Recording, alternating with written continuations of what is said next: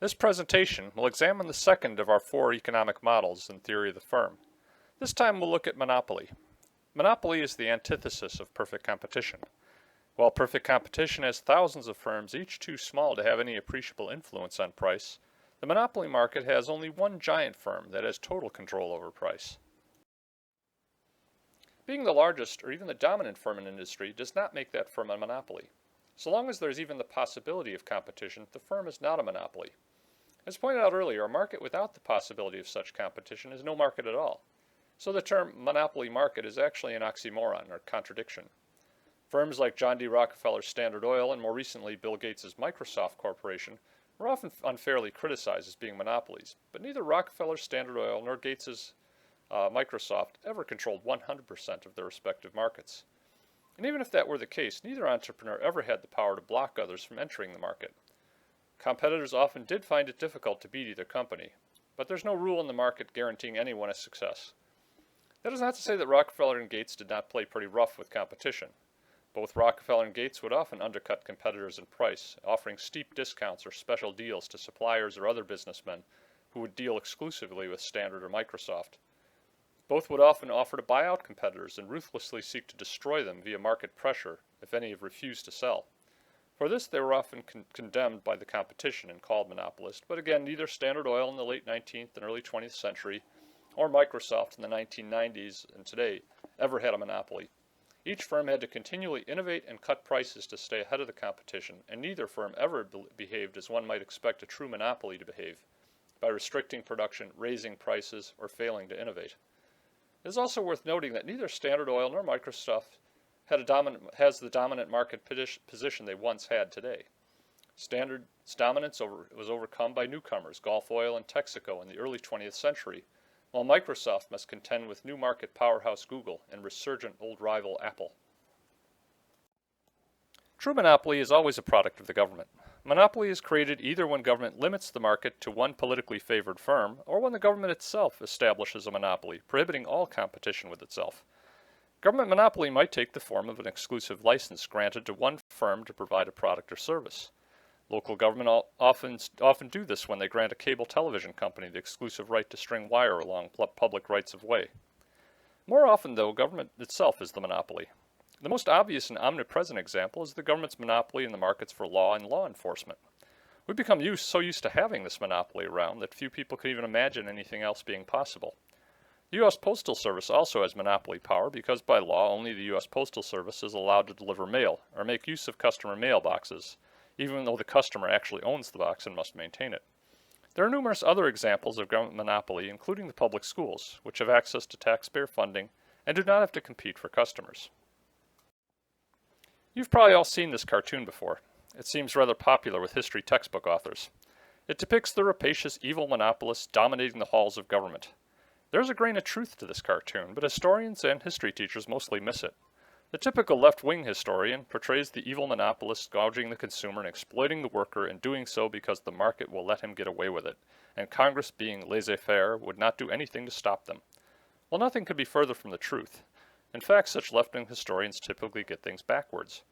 Historian Gabriel Coco, in his book The Triumph of Conservative, notes that the so-called monopolists of the late 19th and early 20th century were exceedingly worried about increasingly competitive markets. Output was increasing rapidly at this time, and prices were falling just as fast. Note this is the exact opposite of what our monopoly model would predict, if in fact these firms were monopolists. The last thing big business wanted was laissez-faire, competitive free markets. Instead, these titans of industry wanted government protection.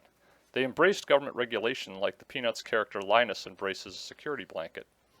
Big business realized that they could capture the various regulatory agencies that the government would set up and control them for their own benefit. This, according to Coco, is exactly what happened. The Interstate Commerce Commission, for example, could be gotten to get set rail rates where existing railroads could make the biggest profit and forbid discounts by upstarts who might want to cut into their business. Later, the Civil Aeronautics Board, or CAB, would set rates and allocate routes to the established airlines, again blocking upstart competitors. Most famously, AT&T was granted a government monopoly to be the nation's only long-distance telephone company, and this agreement kept competition at bay for more than 80 years. It was not the government versus big business, but rather government with big business, and both against the consumer. The most controversial law of the so-called progressive era of American history was the Sherman Antitrust Act of 1890. Allegedly passed by Congress to break up the big monopolies, Kolko and other revisionist historians and economists point out that it was not consumers who supported and benefited from the act, but rival businesses. Competitive forces were gathering steam in the late 19th century as innovation and invention exploded. Existing firms fought with upstarts, and this was very unsettling to the existing firms. The antitrust laws are exceedingly vague and open to interpretation, so much so that it can be employed selectively by regulators in the U.S. Justice Department. The law makes attempting to monopolize an industry a federal crime, but the law never defines what the term monopolize means. How big is too big? How much market share is too much market share? As a business owner, you find out when they prosecute you and when regulators refuse to allow an otherwise profitable acquisition or merger to go through. Again, the rather ironic thing about antitrust prosecutions is that they are carried out by the biggest monopoly trust on the planet, the United States government. Then there are patents. While the neoclassical economists argue monopolies are inefficient and evil, they also often defend patents. Patents are a grant of monopoly privilege to a single individual or firm to be the sole provider of a particular good or service. A patent typically lasts 17 years. The arguments for patents is that without such monopoly privilege, inventors would stop inventing.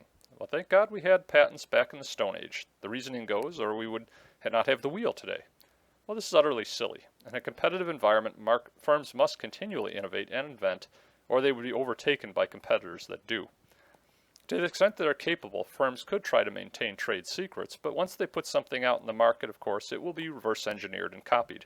This only puts more pressure on the firm to keep working on the next big thing or improving on the old thing. Without the monopoly protection that patents provide, progress would likely come much faster than it does, and prices would be much lower than they are for things such as pharmaceuticals and high-tech devices. We'd also not waste billions of dollars worth of resources on lawyers and courts trying to enforce these patent laws. So to recap, it is not government versus monopoly, but monopoly versus market. Privately owned firms will always have to compete with other firms. As soon as profits are realized, other entrepreneurs will want in on the money. Each firm will try to outdo the others in satisfying consumer demand. At times, some firms will become dominant. They will employ superior methods of production or innovative marketing or management to undercut the others on price. Or they'll come up with a new product that no one else has thought of yet, or make an old product better. Of course, in time, other firms will figure out what the dominant player is doing and imitate or copy it, and the king will eventually fall from his throne. This is how it should be. Monopoly, again, is the product of government intervention in the market and not a product of the market itself.